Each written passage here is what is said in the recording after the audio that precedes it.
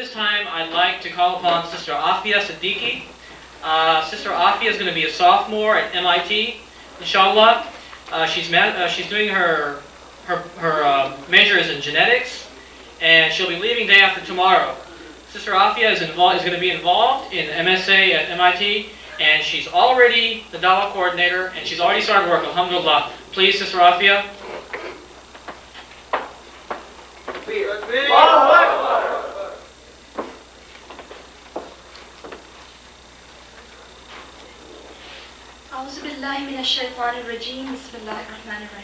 Brothers and sisters in Islam, Assalamu alaikum. Thank you. It is my challenge, not only to every single person on the face of this planet Earth, but also, if there's any civilization on any other planet, it's my challenge to them as well, that Islam is the best savior and protector for women.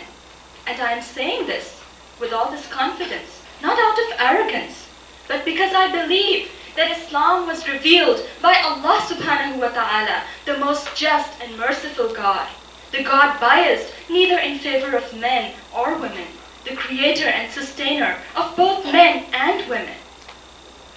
Islam elevates women to a level that has no parallel. Let's just take one example. Our Western philosophers and saints, they say that woman is the seat of the devil, but the Quran calls her Muhsana, fortress against the devil. They say that she is the one responsible for our downfall from paradise. But the Prophet Muhammad said, paradise is under the feet of a woman, a mother. And that's not all. She has been given rights and protection in every sphere of life. She has all the basic human rights, including the right of inheritance, of owning property, of choosing her husband, of getting dowry, of divorce, of not only earning money, but even keeping every single cent she earns. And what not. You name it, and it's there. But let me make it clear that this earning money thing, in Islam, it is not the responsibility of a woman. Her responsibility, her duty, is with Allah and with her family. And if she takes care of that, alhamdulillah, she's in good shape according to the Prophet Muhammad. That's enough for her salvation. But this does not mean that her duty is to slave away at home like a bondsmaid. This was at least not the practice or the teaching of our Prophet Muhammad or his companions. Once, a man came to the Caliph Umar bin Khattab. He wanted to complain about his wife. He was standing outside the Caliph's house, and from inside, he could hear Caliph Umar's wife giving him a hard time. But Umar's voice was nowhere to be heard. He thought, well, looks like the poor Caliph is in the same torment I am. He started going back.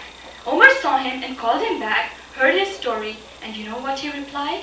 He said, do you not see that my wife cooks my food, washes my clothes, suckles my children, thus relieving me of the necessity of employing a cook, a washerman, and a nurse, even though she is not in the slightest degree responsible for this.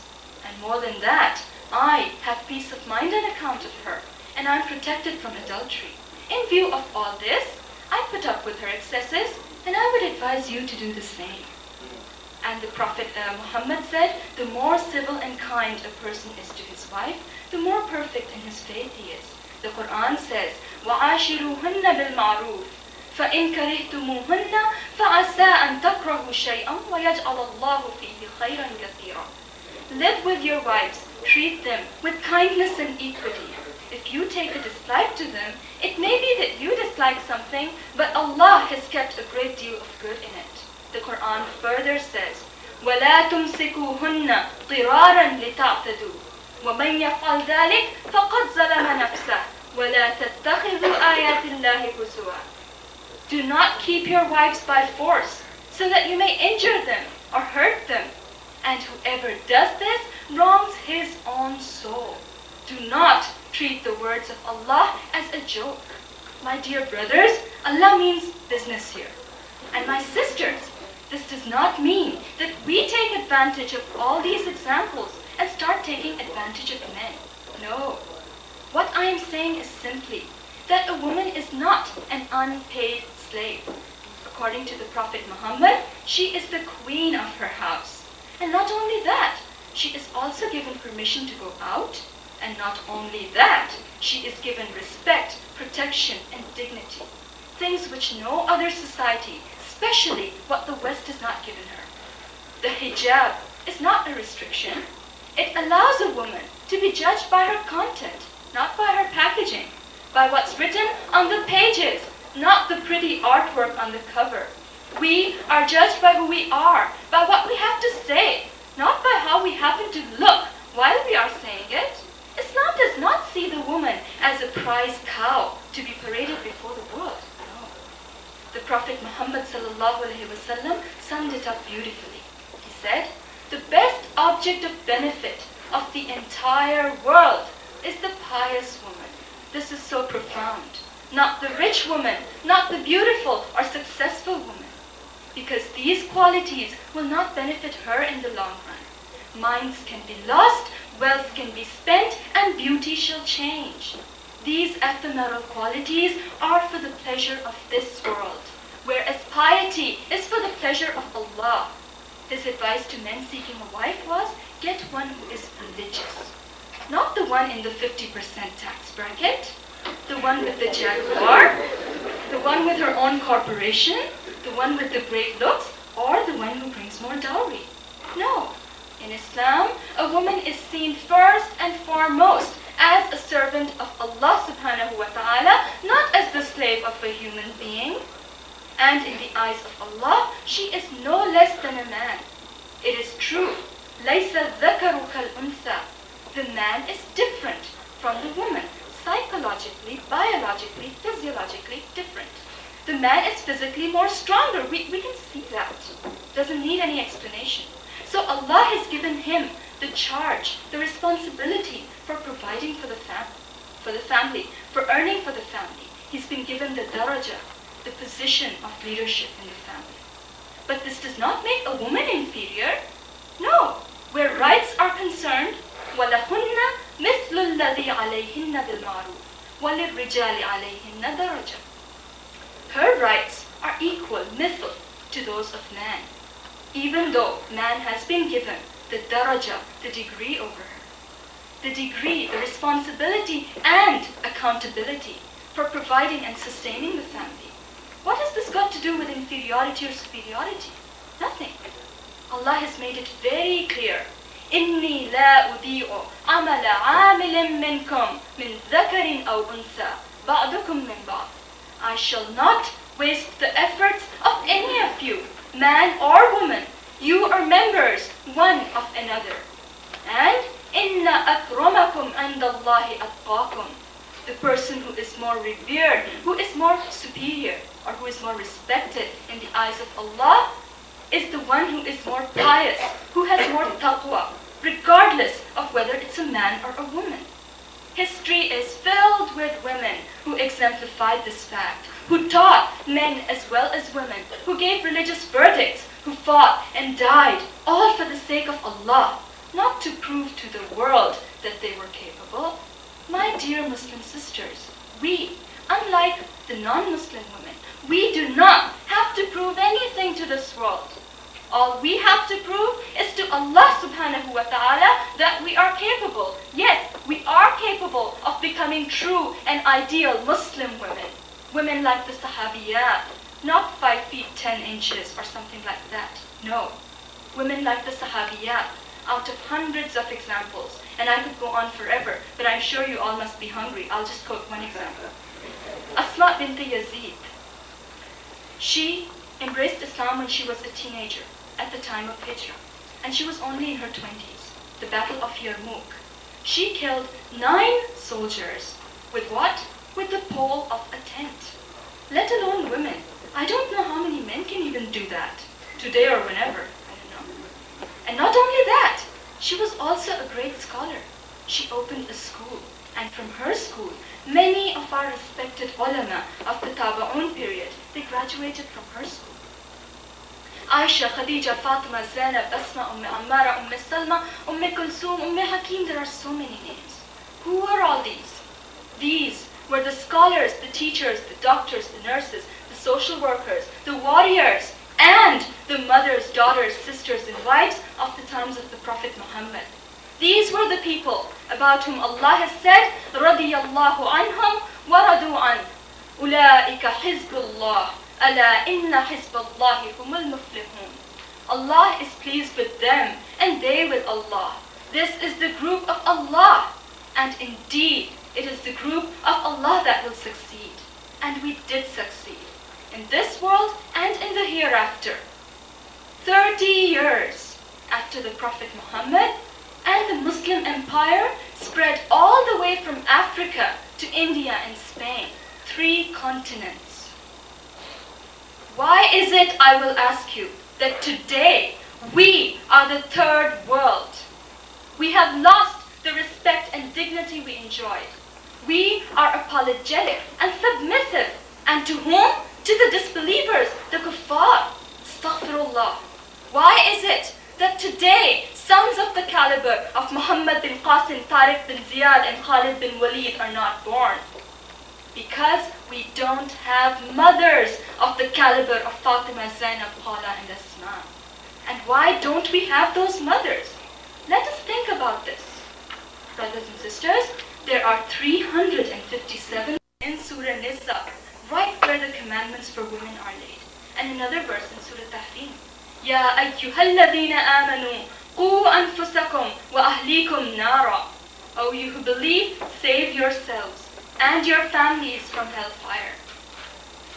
Brothers and sisters, this is one extreme. Inna Allah la yuhibbul mu'tadeen. Allah does not like any transgression, any extreme. The other extreme is equally bad. There are people who are guilty of burying their women alive. Yes, today, mentally burying them by telling them that they are inferior, third-class slaves of men. And may Allah forgive us in the name of Sunnah. May I ask whose Sunnah are they following? This is not the Sunnah of the Prophet Muhammad. What is his Sunnah?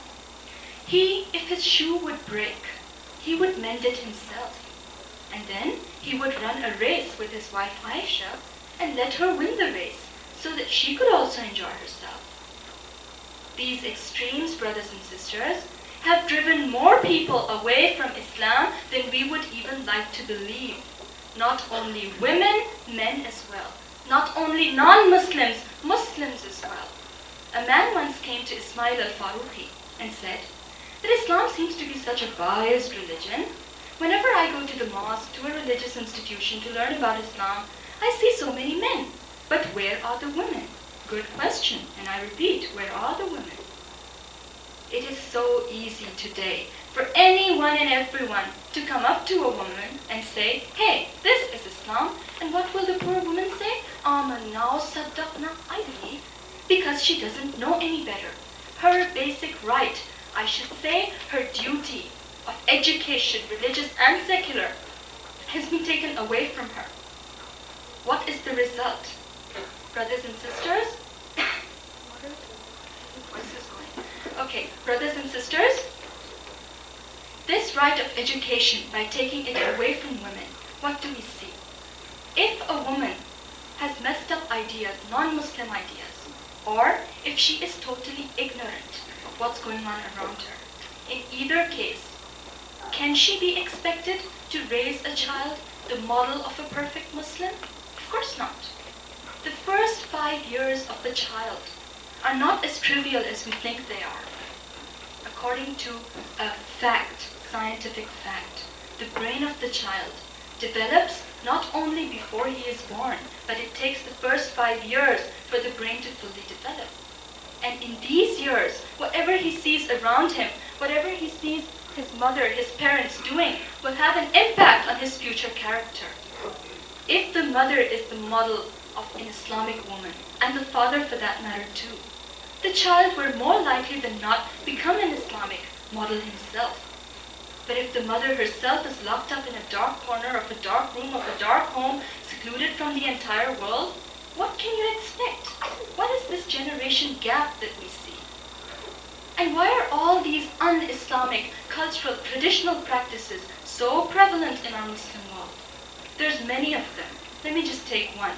Jahez, dowry, as you saw in the skit earlier on. It is a big thing in India and Pakistan at least. And what is this? Well, this is that at the time of marriage, the girl has to bring cash, furniture, God knows what not. This is totally un-Islamic. Then why is it that so many good girls cannot get married because of this? And if they are getting married, a lot of times their parents don't even ask them if they want to get married or not. The Quran is very clear on this. يا أيها الذين آمنوا لا يحل لكم أن ترثوا النساء كرها. O you who believe, it is not lawful for you to take a woman by force against her will. No. And if they do get married, may God forbid it, but if to a cruel, unkind person, they bear his excesses their whole life.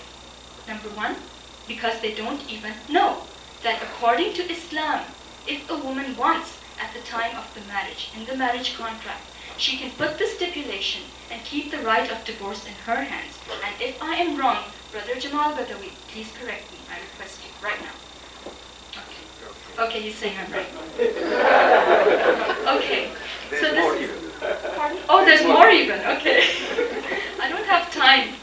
That's the problem. Anyway, so this is one thing. The other thing, in some very traditional families, if a girl even wants to ask what is in her marriage contract, or what the contract is, period, they label her as shameless. And if such a naive girl does get divorced, why does the whole society look down upon her? Islam does not, Allah does not. In the Quran, in fact, where Allah is reproaching the wives of the Prophet Muhammad for giving him a hard time, he says that if you do not repent, I will replace you with women better than you, ثَيِّبَاتٍ وَأَبْكَارًا, who will be married previously and who will be virgins. Brothers and sisters, when I was in Pakistan, I had worked very, very closely with the president of United Islamic Organization for 2 years. And in fact, she'll be coming to America later on this year. Ask her and she'll tell you, day in and day out, how many cases of women there are, suffering, having serious problems because of these and many other un-Islamic practices. And when I say un-Islamic practices, I am including all these Western forms of dating and whatnot. I'm including all of these. Brothers and sisters, this has got to stop now. This has got to change. We as Muslims, what is our goal? Our goal is to serve Allah. Why are all these un-Islamic practices so prevalent? We have to change them now. أَلَمْ يَأْنِ لِلَّذِينَ آمَنُوا أَن تَخْشَأَ قُلُوبُهُمْ لِذِكْرِ اللَّهِ وَمَا نَزَلَ مِنَ الْحَقِّ. Has not the time come for Muslims that their heart turn towards Allah, remembrance of Allah, and what Allah has revealed, which is the truth? Yes, the time has come. The time is now for us to get together and come up with solutions for these problems. Let none of us think that we cannot make a difference. Yes, we can, if our intention is pure. If we strive in the path of Allah, Allah has said, وَالَّذِينَ جَاهَدُوا فِينَا لَنَهْدِيَنَّهُمْ سُبُلَنَا وَإِنَّ اللَّهَ لَمَعَ الْمُحْسِنِينَ. Whoever will strive to reach Allah, Allah will guide him to the way that leads to Allah. And indeed, Allah is with the people who are righteous, who do good deeds, who are the muhsineen. So let us do away with our cultural, traditional, whatever biases. Shun everything un-Islamic and turn towards Islam. وَمَا عَلَيْنَا إِلَّا